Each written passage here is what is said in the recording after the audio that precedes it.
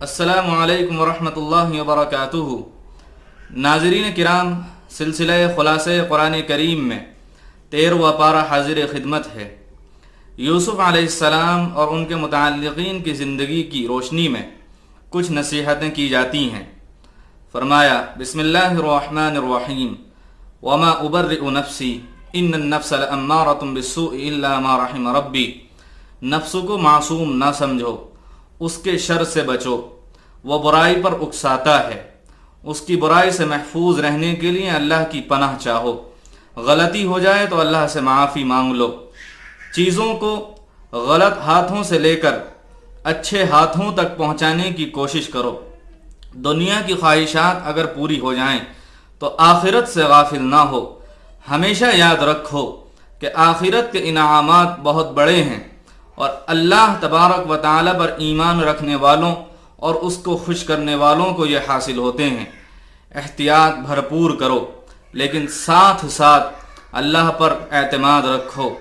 ہر لمحہ اپنے ایمانی کردار کو پیش کرو، حالات کی وجہ سے اس میں فرق نہ آنے دو۔ یعقوب علیہ السلام کا صبر بیان کیا جاتا ہے اور کچھ ہدایات دی جاتی ہیں۔ وَتَوَلَّى عَنْهُمْ وَقَالَ يَا أَسَفَ عَلَى يُوسُفَ وَابْيَضَّتْ عَيْنَاهُ مِنَ الْحُزْنِ فَهُوَ كَظِيمٌ۔ یوسف علیہ السلام کے باپ یعقوب علیہ السلام سے سبق لو۔ بے مثال صبر والے تھے۔ غم نے ان کی آنکھوں کی روشنی چھین لی، مگر صبر کرتے گئے۔ کبھی زبان پر شکایت کے الفاظ نہیں لائے اور اپنی تمام فریادیں اللہ سے کیں۔ اللہ کو اپنے بندوں کی یہی ادائیں تو بہت پسند آتی ہیں۔ کبھی مایوس نہ ہو، مایوسی انسان کو کفر تک پہنچا دیتی ہے۔ اللہ کو خوش کرنے والے بنو، ہمت سے کام لو، اچھے اچھے کام ہر ایک کے حق میں کرتے رہو۔ یوسف علیہ السلام کا مزاج بیان کیا جاتا ہے اور کچھ نصیحت کی باتیں کی جاتی ہیں۔ فرمایا قال لا تثریب علیکم اليوم یغفر اللہ لکم وہو ارحم الراحمین۔ اللہ تعالیٰ اپنے بندوں کو معاف فرما دیا کرتا ہے، وہ بہت معاف کرنے والا ہے، اور اس کے بندوں کے اندر بھی یہ ادائیں ہوا کرتی ہیں کہ وہ بھی معاف کرنے کا مزاج رکھتے ہیں۔ تم بھی معاف کرنے کا مزاج بناؤ۔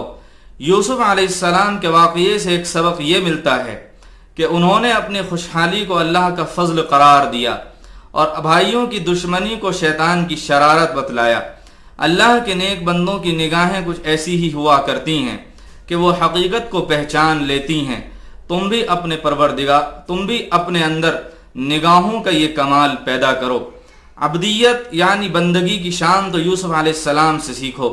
علم و اقتدار کی دولت سے مالا مال ہونے کے باوجود اس کو اللہ کا انعام بتلاتے اور فرماتے کہ اصل بادشاہت تو اللہ کی بادشاہت ہے۔ ساتھ ہی یہ دعا بھی کرتے کہ مرتے دم تک اللہ کے فرما بردار بنے رہیں۔ خواہش ہے کہ آخرت میں نیک لوگوں کے ساتھ حشر ہو، کیونکہ اللہ کا قرب بادشاہت کی بنیاد پر نہیں، نیکی کی بنیاد پر ملتا ہے۔ عقل مند بنو، قرآن کے واقعات سے سبق لو۔ یہ سب سچے واقعات ہیں، ان کو معمولی نہ سمجھو۔ یاد رکھو یہ قرآن ایمان والوں کے لیے رحمت کا خزانہ ہے۔ سورہ رعد شروع ہوتی ہے۔ اللہ کو نہ ماننے والوں کو دعوت غور و فکر دی جاتی ہے۔ فرمایا الف لام میم را تلک آیات الکتاب۔ سمجھدار بنو، زمین اور آسمان میں پھیلی ہوئی نشانیاں دیکھو، تم کو پتہ چل جائے گا کہ تم کو اپنے رب کے پاس واپس جانا ہے۔ عذاب کا مطالبہ کر کے بے وقوفی کا کام مت کرو، بلکہ اپنی اصلاح کرو۔ تم اللہ سے مقابلہ نہیں کر سکتے، اس سے معافی مانگو، وہ معاف کرنے والا ہے۔ اگر تمہاری پکڑ نہیں ہو رہی تو یہ نہ سمجھو کہ کوئی کچھ کہنے والا اور دیکھنے والا ہے ہی نہیں، وہ سب کچھ دیکھ رہا ہے، سب جانتا ہے۔ اگر برے انجام سے بچنا چاہتے ہو تو اپنے آپ کو سدھار لو۔ اللہ تعالیٰ اسی قوم پر عذاب نازل فرماتا ہے جو بہت زیادہ بگڑ جاتی ہے۔ اللہ کے بارے میں فضول بحث میں نہ پڑو، اس کی عظمت و جلال کو محسوس کرو۔ یہ بجلیاں جو کڑکتی ہیں وہ بھی اس کی حمد بیان کرتی ہیں، فرشتے اس سے ڈرتے ہیں اور اس کی پاکیزگی بیان کرتے ہیں۔ تم بھی اس کی حمد بیان کرو اور اس کو ناراض کرنے والے نہ بنو۔ اللہ کے مقابلے جس کی تم عبادت کرتے ہو وہ خود اپنے کسی کام نہیں آ سکتے، سمجھداری سے کام لو، ان کی عبادت بند کرو، اللہ کی آواز پر حاضر ہو جاؤ، اسی میں تمہاری بھلائی ہے۔ اللہ سے جو سرکشی کرتے ہیں وہ ساری دنیا کی دولت دے کر بھی اس کے عذاب سے بچ نہ سکیں گے۔ اپنے اور اپنے گھر والوں کی فکر کے بارے میں کچھ بیان کیا جاتا ہے۔ فرمایا انما یتذکر اولو الالباب، نصیحت قبول کر لو، عقل سے فائدہ اٹھاؤ، کتاب اللہ کو حق سمجھو، اللہ سے کیا ہوا عہد پورا کرو، رشتوں کو سنبھال کر رکھو، رب سے ڈرو، حساب کے برے انجام سے بچنے کی کوشش کرو، اپنے رب کی رضا تلاش کرو، نماز قائم کرو، مال خرچ کرو، برائی کا علاج اچھائی سے کرو، اپنے ساتھ اپنے والدین اور رشتہ داروں کے بھی دین کی فکر کرو، دنیا سے دل لگی نہ کرو، اللہ کا ذکر کرو، کیونکہ اللہ کے ذکر سے ہی سکون مل سکتا ہے، اللہ پر ایمان رکھو، نیک کام کرو، خوش نصیب رہو گے، مخالفین کی سازشوں کو اللہ پر چھوڑ دو، وہ ان سب کو دیکھ لے گا، اپنے کام میں لگے رہو۔ سورہ ابراہیم شروع ہوتی ہے، ہمت اور تسلی کی باتیں کی جاتی ہیں۔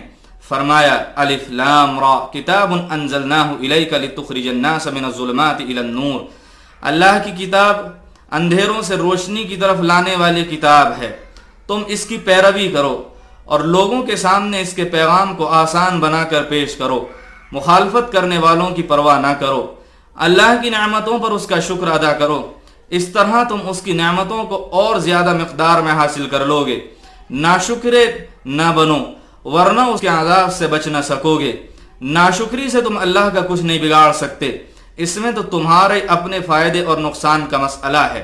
سچے ایمان والے تکلیفوں سے نہیں گھبراتے، وہ اللہ پر بھروسہ کرتے ہیں اور انہیں اس میں ہی خوشی ملتی ہے کہ اللہ نے انہیں سیدھا راستہ دکھا دیا۔ ظالم کتنا ہی بڑا ہو، کتنا ہی طاقتور ہو، ایک دن اس کو رسوائی اٹھانی پڑے گی، اللہ تعالیٰ اس کو ذلیل کرے گا۔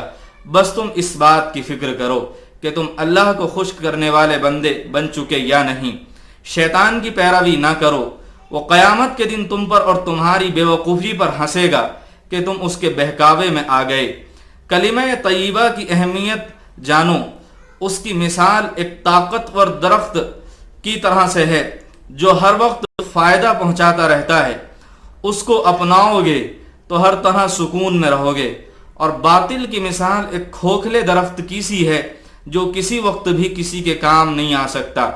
اللہ نے تم کو اتنی نعمتوں سے نوازا ہے کہ تم ان کو چاہ کر بھی گن نہیں سکتے، ان پر رب کا شکر ادا کرو اور ناشکرے نہ بنو۔ ابراہیم علیہ السلام اور اللہ کی محبت کا تذکرہ بیان کیا جاتا ہے۔ فرمایا وَإِذْ قَالَ إِبْرَاهِيمُ رَبِّ اجْعَلْ هَذَا الْبَلَدَ آمِنًا وَاجْنُبْنِي وَبَنِيَّ أَن نَّعْبُدَ الْأَصْنَامَ۔ ابراہیم علیہ السلام کی سیرت کو اپناؤ کہ کیسے انہوں نے اللہ کے بھروسے اپنے گھر والوں کو ایسی جگہ چھوڑ دیا جہاں گزر بسر کا سامان بھی نہیں تھا، اور اس پر بھی بس فکر یہ تھی کہ وہ بھی اللہ کی عبادت کرتے رہیں اور ان کی اولاد بھی اللہ کی عبادت کرے، اللہ کے گھر کو آباد کرنے والے بن جائیں۔ اس کے لیے انہوں نے اللہ سے دعائیں مانگی، تم بھی ایسی ہی دعائیں اپنے پروردگار سے یعنی اللہ رب العالمین سے مانگا کرو۔ تو ناظرین کرام، یہ تھا آج کے پارے کا خلاصہ اور اس کے احکامات۔ اللہ تبارک و تعالی ہم سب کو ان پر عمل کرنے کی توفیق نصیب فرمائے۔ وآخر دعوانا الحمدللہ رب العالمین۔